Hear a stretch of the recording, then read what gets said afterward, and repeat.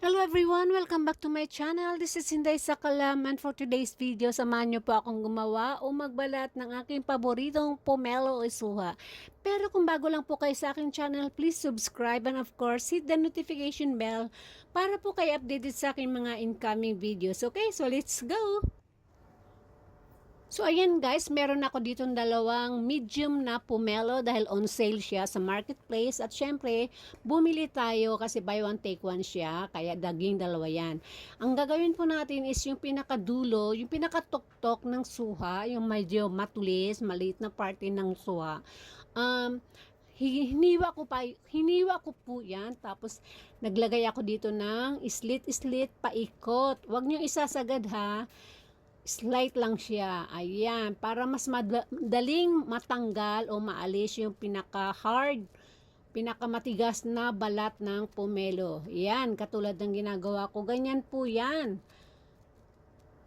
Tapos after nyan, okay lang yan. Normal lang yan na may maiwan talaga na puti na balat kasi meron pa naman tayong gagawin yan mamaya-maya. Okay? So, wag nyong ihinto ang panunood ng video. O ayan, then next step ay ayan, tanggalin na natin yung pinaka puti na parte ng inner skin ng ating pomelo, yung puti-puti na yan. O ganyan lang siya, di ba? At syempre normal lang yan guys na may maiwan pa talaga. Hindi po talaga lahat makukuha yan sa ganito, sa pangalawang pagkakataon. So, huwag kayong mag-alala kasi may gagawin pa tayo ng isang procedure niyan. At para syempre gagawin natin ng ganun, para syempre tuloy-tuloy na mamaya ang ating pagkain. At syempre para bonggang-bongga at presentable siya kahit tayo lang kakain, di ba? O next, naman ay paghiwa-hiwalayin na natin yung ating, ano bang tawag dyan, suha. Tanggalin na natin isa-isa yan kasi makatulad nga sinabi ko, may gagawin ba tayo na isa para bongga ang ating suha. Alright?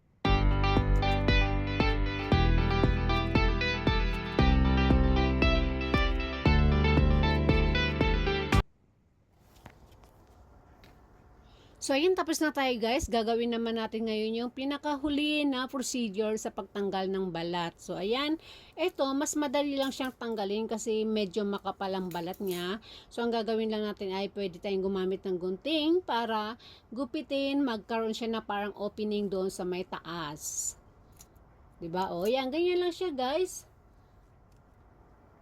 Ganyan lang ang gawin nyo. Ulit-ulitin nyo lang hanggang sa matapos lahat sa pagbabalat. Okay?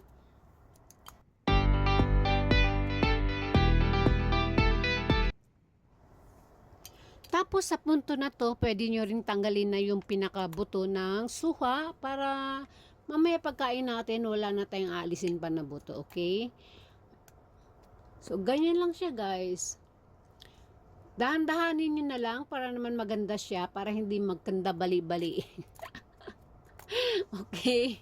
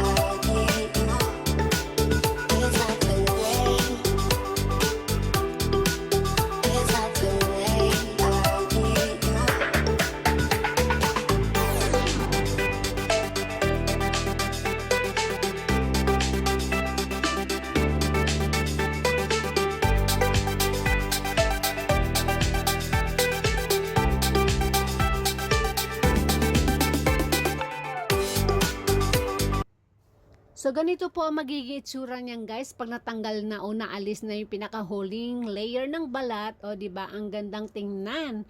At syempre, wala na rin siyang buto. Kaya tuloy-tuloy ng ating pagkain mamaya at bonggang-bonggang nga naman tingnan at presentable. Ganyan din ginagawa sa restaurant guys. So, our video for today is done, and thank you so much for watching. And like what I've said, if you're just new to my channel, please subscribe, and of course, hit the notification bell para po kayo updated sa aking mga incoming videos. Alright, see you soon. Bye-bye. Ingat po kayong lahat.